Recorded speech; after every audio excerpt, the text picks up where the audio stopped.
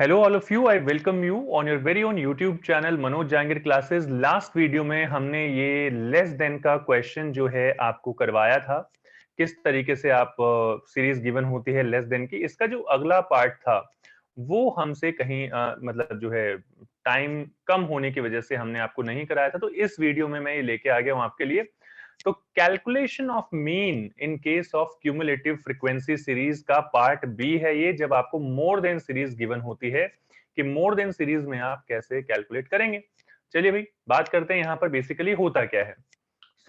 ये है more than series आपके लिए, और this kind of series must be converted into exclusive series. First of all, ये मैंने पिछली क्लास में भी आपको बोला था, यही लाइन लिखी हुई थी, इस क्लास में भी यही लाइन लिखी हुई है। एक छोटी सी चीज मैं आपको बताना चाहूंगा। Whenever more than series is given, जब भी मोर देन सीरीज गिवन होती है, सो मोर देन सीरीज में जब भी हम क्लास इंटरवल या वैल्यूज को दिखाते हैं, नॉट क्लास इंटरवल, वैल्यूज को दिखाते हैं, तो हम हमेशा मोर देन में लोअर लिमिट को लेते हैं। लोअर लिमिट को लेके बात करते हैं हम हमेशा, ये आप ध्यान रखिएगा। लेस देन सीरीज में अपर लिमिट लेते हैं, मोर देन सीरीज में लोअर लिमिट, यानी कि यहाँ पर ये जो हमने 0, ये 10, 20, 30, 40, 50, ये जो सारी की सारी चीजें हैं, ये लोअर लिमिट है। So whenever we make more than series, we always take lower limit of class interval. Please keep this thing in your mind, because whenever we need to solve such kind of questions, these are the basic things which you should be aware of. So class interval यहाँ पर सबसे पहले लेंगे। तो जैसे मैंने बताया ये लोअर लिमिट है, तो यहाँ पर जो क्लास इंटरवल स्टार्ट होगा that will start from 0 to 10, 10 to 20, 20 to 30, 30 to 40, 40 to 50, 50 to 60।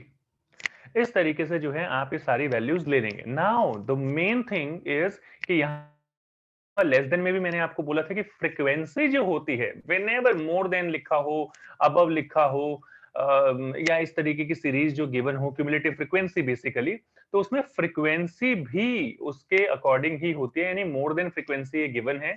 आपको अगर समझ में आ रहा हो तो यहाँ पर आप देख सकते हैं कि पहले 50 है, फिर 45 है, मतलब ये फ्रीक्वेंसी फॉल होती जाती है। लेस देन में राइज होती जाती है, मोर देन में फॉल होती जाती है।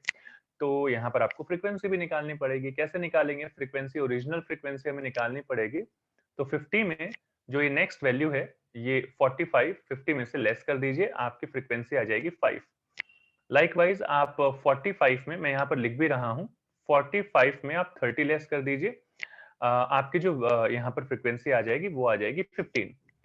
30 में से नीचे वाली वैल्यू 20 लेस कर दीजिए, 10।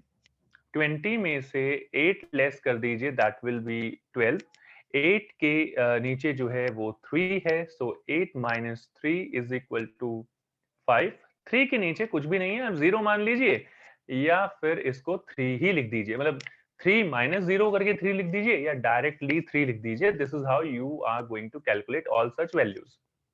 तो नीचे वाली वैल्यू ऊपर वाली वैल्यू में से लेस कर दी जाती है। इस तरीके से फ्रीक्वेंसी हमें मिल चुकी है।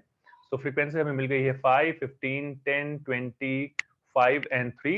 आप इस मतलब इस क्वेश्चन में मीन की जब कैलकुलेशन करेंगे तो मीन नॉर्मल अब तक आप निकाल चुके हैं। जिस भी तरीके से आप निकालना चाहें निकाल सकते हैं। एक बार देख लेते हैं हम कि 0 + 10 यानी कि 5, 15, 25, 35, 45 एंड 55।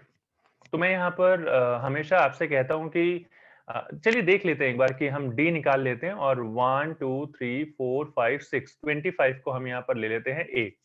तो ए हमने ले लिया है, यहाँ पर ऊपर लिख देते हैं कि ए 25 है। देख लेंगे स्टेप डिविएशन मेथड हमें यूज करना है या फिर शॉर्टकट से काम चल जाएगा। तो यहाँ पर 5 minus 25 will be -20, -10, 0, 10, 20 and 30। This is how you can find it out। d dash या dx डैश भी आप कह सकते हैं, ये हम निकाल सकते हैं यहाँ पर, क्योंकि c जो है वो हमारा आ जाएगा 10, 1, 2, 3। होता कुछ भी नहीं है, यहाँ पर कैलकुलेशंस हमारी जो है वो काफी इजी हो जाती हैं। dx डैश मैंने लिखा है यहाँ पर, कंफ्यूज मत हो जाइएगा। मैं इस तरीके की चीजें बेसिकली आपको बार बार कुछ बताने के लिए कुछ सिखाने के लिए लिखता हूँ कि आप कुछ भूल ना जाएं। So whenever we talk about all such things, तो यहाँ पर क्या होता है भाई कि आप डी भी लिख सकते हैं, स्मॉल एक्स भी लिख सकते हैं, डी एक्स भी लिख सकते हैं। इन सबका एक ही मतलब होता है।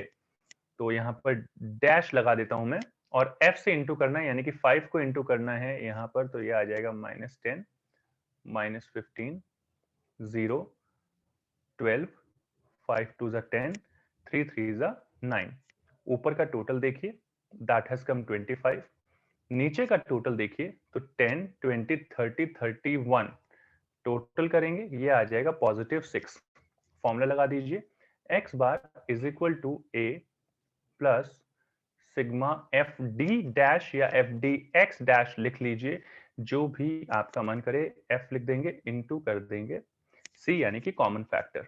फ्रीक्वेंसी का टोटल जो आप करेंगे तो यहाँ पर 50 आ जाएगा, a यानी कि 25 plus 6 divided by 50 into 10 common factor था हमारा, ये इस तरीके से आपने लेस कर दिया, 25 प्लस 1.20 या 2 लिख सकते हैं आप।